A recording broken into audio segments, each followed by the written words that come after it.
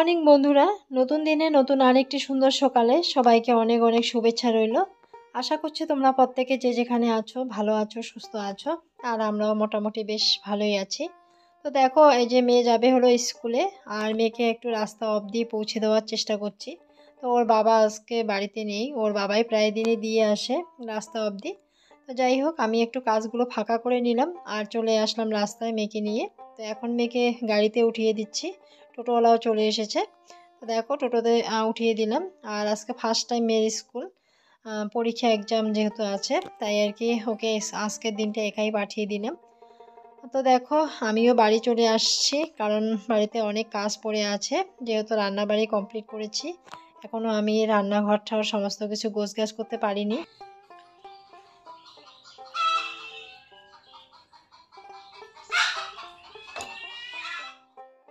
আর এই যে দেখো, বাড়ি চলে আসলাম। তো আমাদের ঘরের বারান্দা অবধি কিন্তু মুরগি চলে এসেছে, তো মুরগিটাকেও তাড়িয়ে দিলাম। তো যাই হোক, আমাকে দেখে একটু ভয়ও পেয়ে গিয়েছিল। তারপর একাই দৌড়ে দৌড়ে চলে গেল। আর কি ডাক পাচ্ছিল, শুনতেই পারলে তোমরা, একদম সমানে ডাকতেই আছে। তো যাই হোক, আমরা যেহেতু অনেক কিছু পশু পালন করি, হাঁস মুরগি, তারপরে গরু ছাগল, সমস্ত কিছু নিয়েই যেহেতু আমাদের জীবন। তো যাই হোক, অনেক কিছু হয়তো শব্দ তোমাদের কানে পৌঁছবে, প্লিজ একটু মানিয়ে নিও। আর আমি ভাবি যে যারা আর কি গ্রামের পরিবেশে থাকে, তাদের এটা অভ্যাসে পরিণত হয়ে যাবে। আর তোমরা যারা অনেকে শহরে থাকো, তাদের তো একটু অসুবিধা বোধ হবে, তাই না? তো একটু যারা যারা শহরে থাকো তারা একটু মানিয়ে নেওয়ার চেষ্টা করো। তো যাই হোক, দেখো, মেয়েকে তো ওদিকে স্কুল থেকে গাড়িতে উঠিয়ে দিয়ে বাড়ি চলে আসলাম। তো আজকে জানো তো, বেড কভারটা আর কি বের করে নিয়েছি। সরি, বেড কভার না, ব্ল্যাঙ্কেটটা। তো ব্ল্যাঙ্কেটটা দেখো রোদ্রে শুকোতে দিলাম। তো ভাবলাম যে যেহেতু বেড কভারটা কেচে দেওয়া হয়েছে, তো আজকে রোদ্রে শুকোলে পরে ব্ল্যাঙ্কেটের মধ্যে আর কি কভারটাও ভরিয়ে নেওয়ার চেষ্টা করব।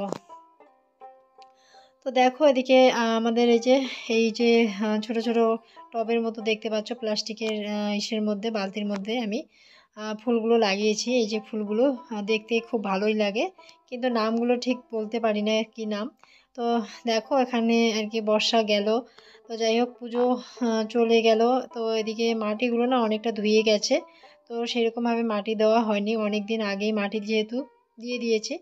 তো আজকে ভাবলাম যে গাছগুলো কেমন মোড়া মোড়া অবস্থা হয়ে গেছে, তাই দেখো মাটি দিয়ে জল দিয়ে দিচ্ছি।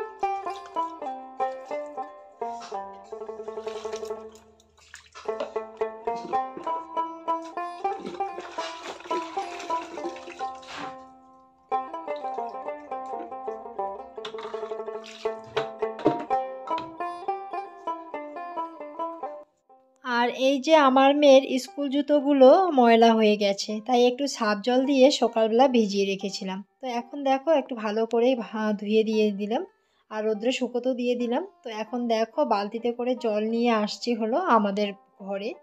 তো ভাবলাম আজকে ঘর আর বারান্দাটা একটু ভালো করে মুছে নিব। আর কয়েকদিন থেকে কাপড় কাচাকাচি করছি, আর মোছা কিন্তু সেরকম করে হচ্ছে না।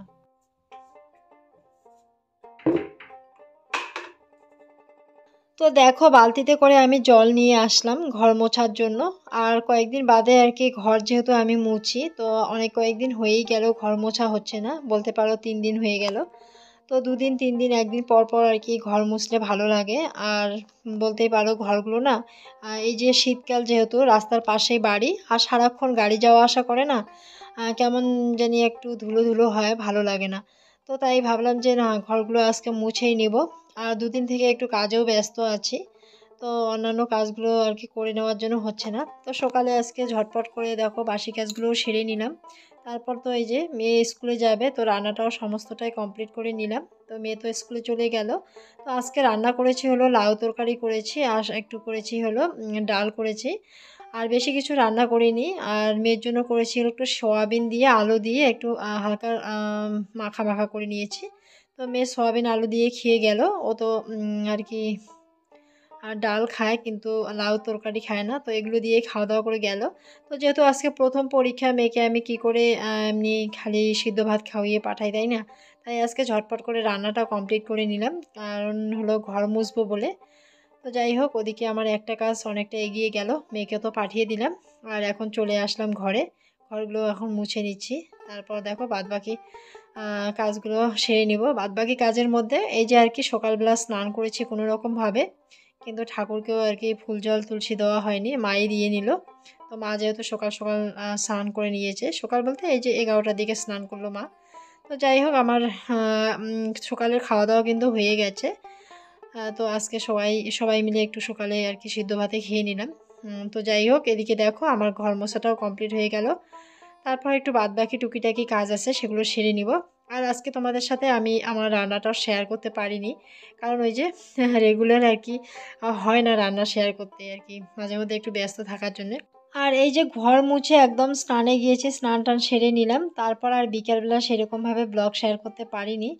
কারণ এই যে স্নান টান করে খাওয়া দাওয়া করে একটু আমিও রেস্ট নিচ্ছিলাম ঘরে, তো ঘুমিয়েও পড়েছিলাম। তো ঘুম থেকে উঠলাম, ওঠার পরেই এদিকে দেখো আমি যেহেতু গরু ছাগল পুষি, ওদেরকেও একটু ঘরে নিয়ে আসলাম। তারপর সন্ধ্যা প্রদীপ দিয়ে এই যে দেখো মেয়েকে একটু দুধ বিস্কিট দিয়ে দিলাম। আমার মেয়ে দেখো সন্ধ্যার খাওয়া দাওয়া করে এই যে মেয়েকে স্কুলের থেকে পরীক্ষা দিয়েছে হলো ভূগোল আর বিজ্ঞান থেকে মাছ দিয়েছে, আম দিয়েছে, সাথে হলো চাট আট করা দিয়েছে।